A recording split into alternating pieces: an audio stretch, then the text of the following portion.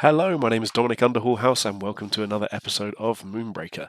So in the last one, it's been a few days since I last recorded. I've been a bit unwell, but I'm back to pretty much full steam now.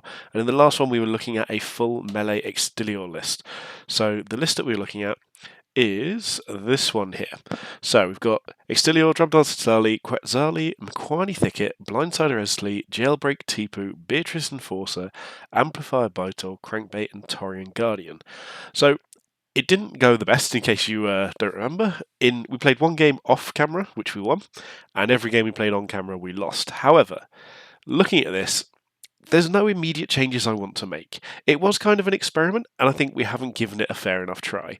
So I've gone into into this screen here, and I was thinking, right, what could we swap out? What would be the ideal changes? So I was thinking maybe if we looked at swapping Amplifier Bytol out, and then if I look through this list, we have got Ursic Scattervine, which doesn't really fit. Savria Safeguard and Toxoid are fine. Savria's a maybe because she gives a bit of a defensive capability as well. Stitchy McPatchy is probably something that we could do, but I was considering against it. Chuck and Co throws things further away from us, which isn't what we want. And Antios Gauntlet is good, but I just don't think it matches up to other things. We need 2 Cinder to make him even worth it. So I actually think we're just going to run it back and try this list again. It wasn't the best showing last time, I'll be honest. But let's see if we can do something a little bit better this time. So hopefully we get a couple of games in. We can, hopefully also just get into range. I think also the assists we had last time didn't work out very well. I can't quite remember what they were, but I remember the game we played off camera, we had Stim Burst, and that made a world of difference. We also never drew Quetzali either. Also, since the last time we played this, I believe I have now swapped my Extilior skin over to the Gloomside Extilior. Ooh, Tipu, Bytol, and Jailbreak. Okay, so we've got like sort of 4 costs, 3 and 4 costs. So what have we got here? Reinforce and Cinder seems great. Plink and Corrosive is good, but I think it's potentially a bit difficult.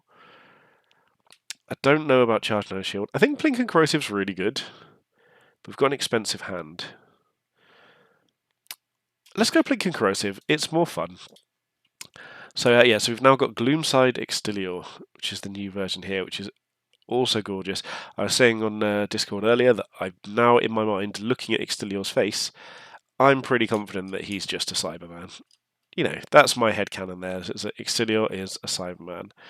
So with our plinks, we are going to basically start by just plinking out units that ones that we can try and kill. So this obviously isn't a direction we want to be moving particularly, but we need to get in range of both of these. So moving straight forward is going to have to be the plan. Jailbreak's something we want to get out as soon as possible. So I'm almost tempted to not play Crankbait and just play Jailbreak next turn, because Jailbreak can also lock down Maximus. Zax is very good versus Jailbreak. Oh, that would have been so good. We'd have just gone and killed Maximus if that was the case, if that had missed. What we also want to do is basically make it difficult for Zax to get shots off on us. So Maximus is always going to be able to. We can't stop that, but we want to be moving towards Zax while keeping us safe as possible. If they're playing something here, it'll be out of our range. Ooh, Rickety Backfire. So that almost makes me want to just spin here, because then Rickety can just kill himself. I'll be honest, not even that unlikely, and that does save us enough Cinder for next turn to play one of our big units. So that's what we're going to do. We're just going to spin here. They probably attack, and if they do, they're probably going to get us. So I think I'm going to plink here, because next turn, if we need to, and for some reason they manage to get away or they don't hit themselves, we can Corrosive and plink. So this is going to be our game plan, is keep plinking Maximus. He's the more annoying of them. It is slightly awkward that we haven't been able to play a unit yet. But, okay, so they've got Corrosive Reinforce. So they've got that value as well. This I'm not sure was the correct positioning. You could easily place that so it doesn't get yourself. But again, our opponent, Frank, I'm going to say hello, Frank. Greetings.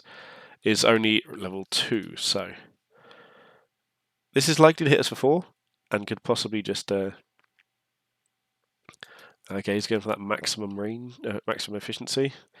Is he going to hit himself, though? Yes. So we are down to 8. So we're probably just dead. Max is coming in, hitting us for 4. Yep, down to 4. I don't really know what we could do here. I mean, we could have played more defensively, but then we're still not getting anything out. Yeah, this is This is not a win. You know what? This is just happening every time. So I don't really know where we go from here. Yeah, we're not coming back from this, so we're going to concede. Well done, Frank. Again, not sure about these cinder particles, but played well otherwise. Just absolutely bullied us down. We had a really slow bridge there. So this is happening the day after the AMA, where we got confirmation as to some of the changes that are coming. I'm one of those people that I am a little bit skeptical of it. However, I am open-minded, I trust the devs, and enough people seem confident in the changes coming that I'm not too upset by it. Some of which include things like the bridge is now going to be no longer reinforcing. That's not going to exist anymore. It's going to be down to 8 units per crew, and you're going to have access to all of them from the beginning of the game. So this completely changes the early game because you're guaranteed to have the units that you want every time. So my fear is that initially it might become a little bit stale. However, as someone quite rightly pointed out on the Discord, the more units get released, it's going to exponentially increase the options there. So I feel like while it may be a little bit stale initially, once you get 2 sets, 3 sets of units, it's going to change that massively. So that's taken away some of my concerns. Thank you to the Reddit community for reinforcing my ideas there. So, this again just feels like it hasn't worked. So what I'm going to look at doing is actually just looking at this list that we had previously here. So this is a similar game plan. However, what we've done is we tried to make it a bit more aggressive and we focused it on movement shenanigans. So things like crankbait, jailbreak. We didn't put in Makwani Thicket here because we're trying to keep it a little bit cheaper, but we've got things like Quetzali in there as well. And then this has just got a bit more finish. So this is more of a balanced list. This is one that I was considering coming back to anyway. The other option we've got is the full Extilior focus list, and this is a melee only list that's worked a little bit better for us, especially with things like Stitchy McPatchy and Totemistic Manteo to give us that little bit of life back. So I think to keep on theme, I'm going to go with this list and try my next one. It's one we've already used, but I actually think I'm starting to like the sort of setup here a little bit more, especially with the Quetzali, the Toner. So with Quetzali we had anyway, but with the Toner and the Stitchy McPatchy as well as Savria Safeguard, I think we're going to go back to this for the next game. So this still fills our all melee requirement. We've got things like Balam's got a bit of range on his stun and that sort of thing. Toner Mystic Manteo, again, just doesn't do anything, but keeps us alive. So that's going to be part of that plan. So a bit of a swerve. We're moving away from that first list. Again, I think just full aggressive in melee, you are just going to lose to most reasonable range lists. So let's see if this can go a little bit better. If I remember rightly, when we played this list before, we had a bit more success with it. And so hopefully that will translate to this as well. We had some quite fun situations being able to just stack up defensive buffs on Extilior. And I think we actually need to basically play it more safe as well. So, ooh, a painted Extilior. Okay, we'll have to have a look at that.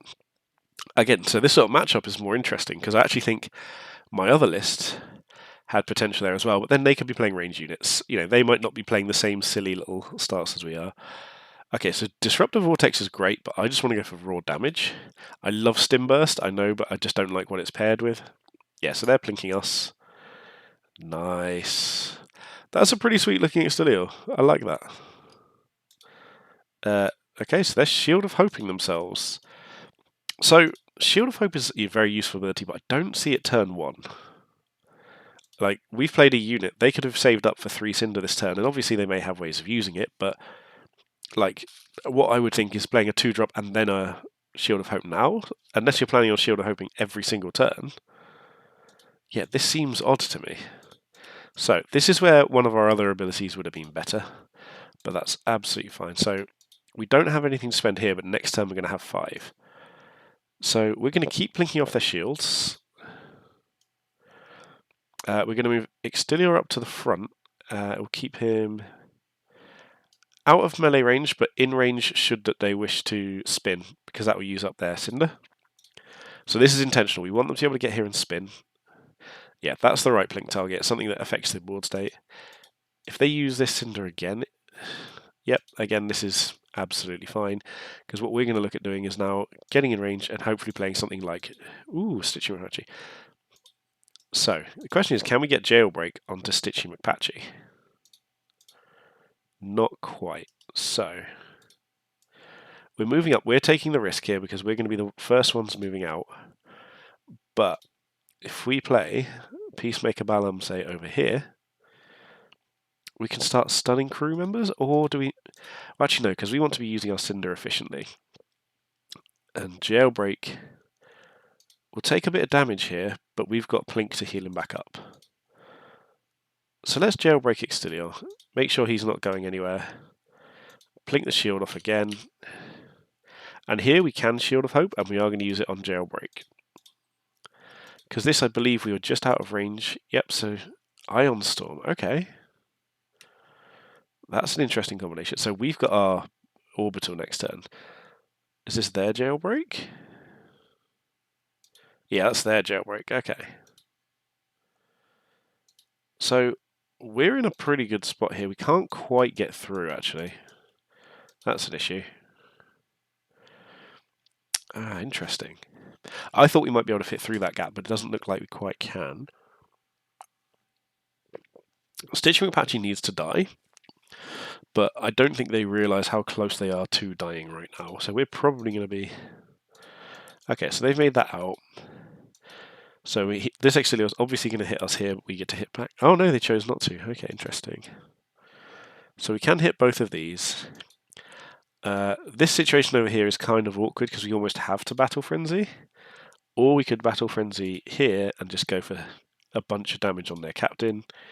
Peacemaker Balam also works well here, actually. So I'm going to play Peacemaker Balam. I'm going to play him down here so he's a little bit safer because we can potentially stun Jailbreak. I'm actually not going to attack here. I'm going to Plink to heal because this way we survive a Plink and a hit. So we've used our Cinder.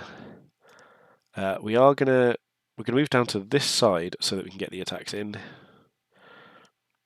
Oh, in fact, that was a mistake. I misplayed that.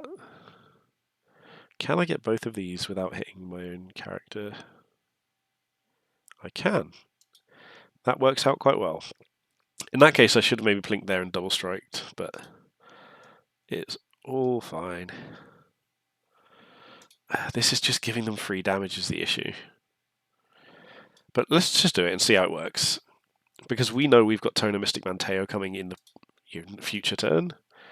Yeah, so this is obviously a big hit. They can kill Jailbreak here and run away. Or are they healing? Ooh, healing. This is what we want. We want to be able to deal with Stitching McPatchy. Stitching McPatchy is a bigger issue for us than Extilior is. And then if they attack here, or even if they don't, we've actually just got this next turn. Yeah, they're kind of... So they're going to lose Jailbreak. We're nearly able to take out Stitching McPatchy.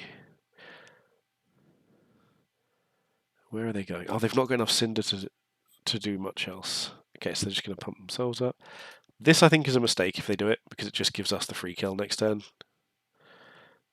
Moving is reasonable. So I think next turn we're probably playing Toner and saving Peacemaker Balam. But Peacemaker Balam is probably going to be quite useful later on. But we need to survive a turn first. So they've got 1, 2, 3, 4, 5, 6, 7, 8 damage coming in. So we're alive no matter what. Oh, that crit was brutal. In fact, so now it doesn't look like we are playing Toner. It looks like we're going to be activating here and attacking because they've used their Plink. Interesting.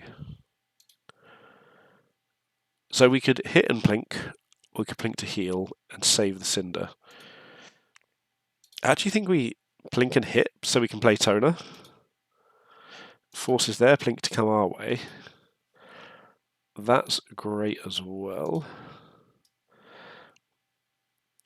Yeah, so we're going to work on Stitching McPatchy here.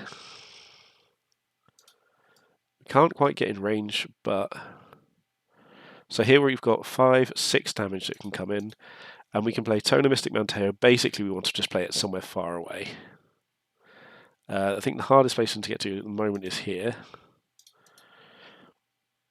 I think we probably want to run away with Talali. So what's their Extilior's range there? So we want to be about here. Because this still gives us the ability to move back into range if we need it. You can't get into range of Balam. Yeah, this works for me. So again, they can Plink here, but if they didn't. Okay. So they're just trying to rush us down. I think they have neglected how Tono Mystic Manteo works here, because we are not going down. Yeah, we're killing Stitchy. We're gaining 4 life back. Yeah, I think we're in a good spot here. Sure, move Stitchy away. Well, I think what they're trying to do is get out of the way so I can't spin to hit them both, which they have done. So how far can I move? Can I move that and still be in range? I can't quite tell. So this is where I want to move. Yes, so we do get to hit both Sword of Justice, which is great. Yeah, this is what we want to do. And get a punch in here. Oh, hang on. What have I done here? Oh no, yeah, Toner's healing us. That's why. So we'll blink to heal. I actually think we probably move Jailbreak over here to give them a reason to move in another direction. And I think our Toner moves this way. Tlali can probably go... So Tlali's going to go here, because if they want to actually do anything... Okay, we're not going to spend our Cinder here on purpose, because we want to bank it all and heal for 4 here. But we basically want it so that if they want to kill here, they have to do either Plink or they have to Ion Storm. Not Ion Storm, Spin. So this can deal 5 to us, that's fine. If they go for a slam, we punch back. That crit's so close to getting us there. So we might be plinking here forever, but they're going to... Yeah, that's the right plink for them. So the question here is, how do we damage them? So, we can kill Target Arsenal. This is all fine. Sword of Justice. Smack and hit. Probably want Toner running down here. Let's get Extilior down here. As it stands at the moment, we're gaining 8 life back. So, if we go here, we know that we're living another turn, because they can only deal 2 to us immediately. So let's draw a unit. Hope it's not a 5 cost. Yeah, 3 cost is good. Place that about here so that they can't get... Actually, no. What about here? So we know we're gaining 2 back. As it stands at the moment, this isn't a gap they can move through. He can't move at all until they've at least done that. So I think we have to blink to heal here, because that makes it hard for them to deal with that. And next we've got Orbital. So again, we're not gaining as much life back, but the reason we've done this is so they have to spin if they want to deal with that, and that way, no matter what they do, they can't attack and plink to kill our Extilior. Or they can crit. That's brutal. Okay, so does this put them in range? No, it doesn't. See, they're almost forced into using Cinder here very regularly. And next turn, I think we can even just maybe take a turn off and just heal a ton of life. But the problem is we don't have much damage on the board. So we could absolutely lose this. We've got 4 damage in hand, which we're going to be using if they play any character whatsoever. So we do have ways of getting there, but it isn't that cut and dry. Peacemaker Balm isn't an issue for them at the moment, but it will be if they start playing characters or crew members. And then Toner Mystic Manteo is our happy little Healy monster. Hello. Oh yeah. There was a Reddit post, or a Discord post about how some of the models look lower quality in game, and that does look to be the case, but maybe that's a settings option. Okay, so if they're going for this, well, this is obviously an orbital. Yeah, absolutely, with Torian Guardian there. So let's not even waste time on that. Do you know what? We're not even that far off of moving that there, but let's Ride the shoe buff.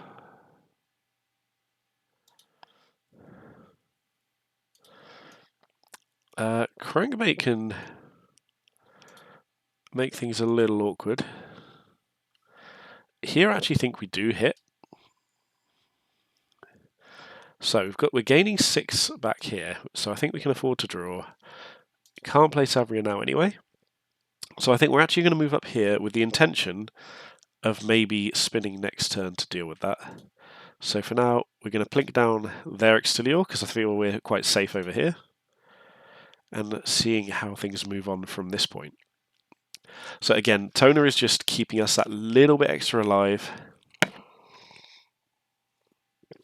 So they're relying on a crit here, it looks like.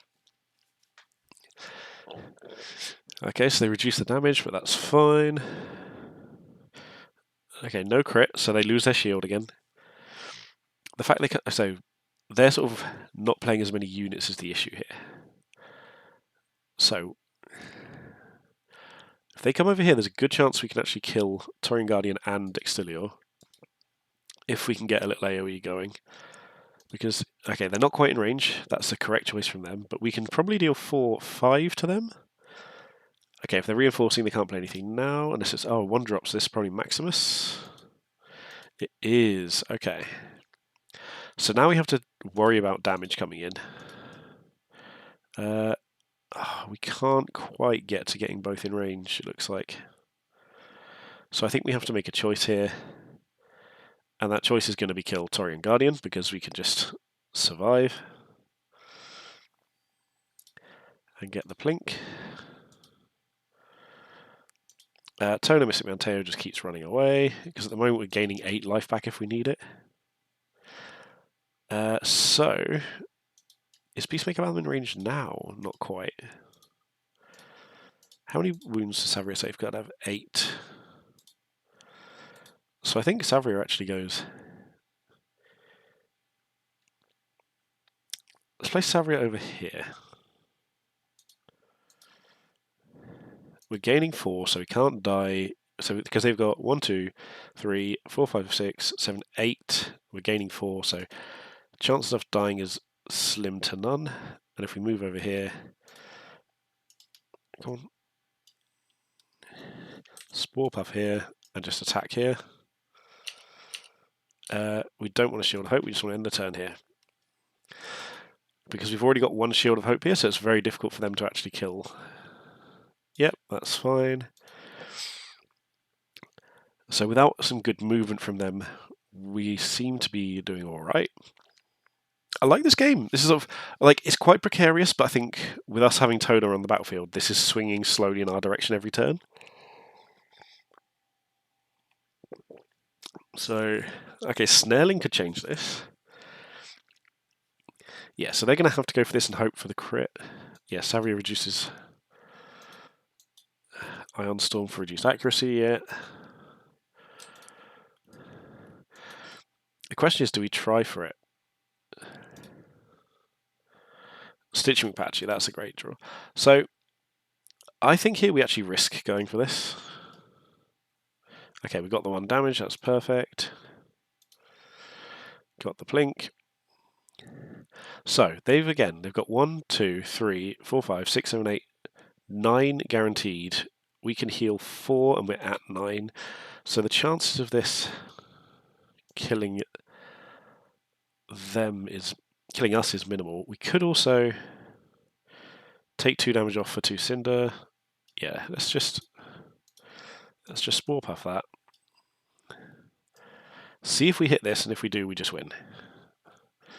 Okay. Oh, of course, no, the hit's back. Oops.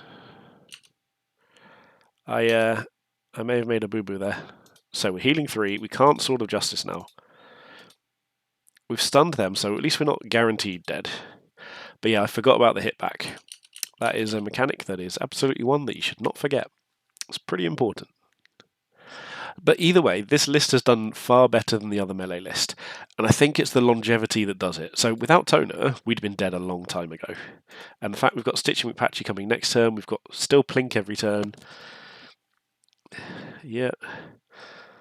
So they're going to move away. They're going to try and Snaring our Extilior, which is fine. I think they're kind of just ticking over until we get to our... Oh, Quetzalcoatl, they're going to move miles away. So I think they're kind of just ticking over until we get to our orbital at the moment and trying to plink their way back. This does need to hit us. Interesting choice.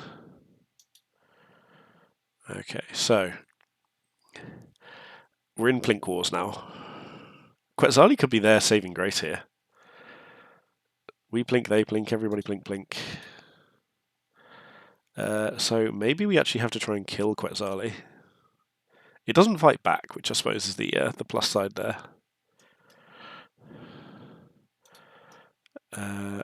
So that just puts Extilior right in the centre, but we can heal by a ton. Spore Puff can get in range over here, but nothing else. So who was this? That was Maximus. So we probably just Spore Puff Maximus again while trying to stay safe, but keep out of range of getting done twice. I'm going to move this way, so again we're harder to deal with. Keep moving Toner over there. Keep plinking their Extilior to make them plink Extilior. Stitch McPatchy is going to come up this side. I think reinforcing gain 3 is probably enough. Again, 5, 6, 7. So it puts us to 10. Yes, let's just reinforce here. Save something for next turn. And heal 3. So Toner has probably healed us close to 10, 50. Yeah, I don't think they thought they can get through. They knew we had 4 damage coming next turn, and I don't think they knew sort of how to break through that wall. So in terms of list building, I think the thing... Ooh, we got a booster. So the thing we need to do for... Oh, and Severion's leveled up as well. Very nice. So we've got rank 1 on that now. So this is something I'm curious about, is just sort of seeing how we're doing on the ranks. I wish there was a screen where you could see all the ranks at once of all your characters. That would be kind of awesome. But overall, I'm much, much happier with how this went than the previous melee list. It seems to have a lot more longevity. Excuse me, sorry, just hiccuping there. Claim our booster box, claim our... Oh, we must have gone up a account level, so it must be level 9 now. Perfect. We've changed our icon to Amy. We've obviously got a few here, but the ones I'm looking at later on are things like Torian Guardian, who is... I swear... Yeah, so that is gorgeous. I'm trying to see if there's any others that would really sort of take my fancy out of these. Chuck and Co looks quite cool, but it's not someone we use too much. Axel Pyro's nice. A Fate Twister Tantan, actually. That is a badass picture. I love that. So yeah, basically there's a lot of different things that we've got to do coming up. So the main difference between the rosters, if you sort of look at this one here, was all-out aggression. It was pull them to us, lock them down, charge at them, get as much damage as possible. If you look, there's only 2 1-damage units, one of which is heavy utility and the other one provides damage around us.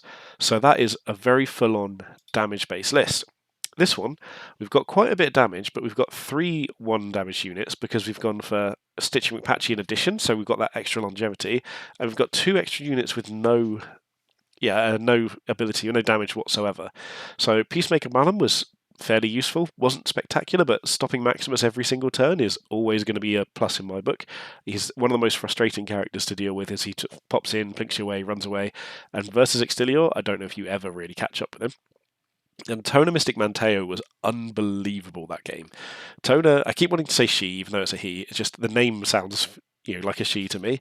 But Toner Mystic Manteo was amazing. Healed probably 10 to 15 life, if not maybe even more. I'm sure someone can count and sort of work that out for us. But it meant that they couldn't win those trades. Every turn we just saved a bit of Cinder. We tried not to do any sort of big swings. We could have gone for 9, 10, heal that in a turn, but we didn't need to. The point of it is what we wanted to do was just keep ourselves just out of lethal range, and to the point where if they committed to try and take us down, they probably died on the backswing. So it let us actually spend a lot of our Cinder, and the fact that the game mechanics let you bank 3 as well meant that we could really consistently gain some of those wounds back, and also the fact that Toner just runs away. There is no reason for Toner to stick around. We could have used them to body block a little bit at some point as well, but frankly, I just wanted Toner alive for most of that game. So I've really enjoyed that. I had a lot of fun. That was a lot more fun than the full melee list that we played without any longevity, and I think that just sort of is a testament to that's how the game is more balance towards playing. It's not just to stick every meta unit, go aggressive and see how it wins. So I want to say thank you very much for watching. Please don't forget to like, subscribe, comment, all of the things that every YouTuber ever says. It really does brighten my day. I'm trying to put a lot of time into this, and I really do appreciate your guys' input as well. And once again, thank you for watching and have a good day.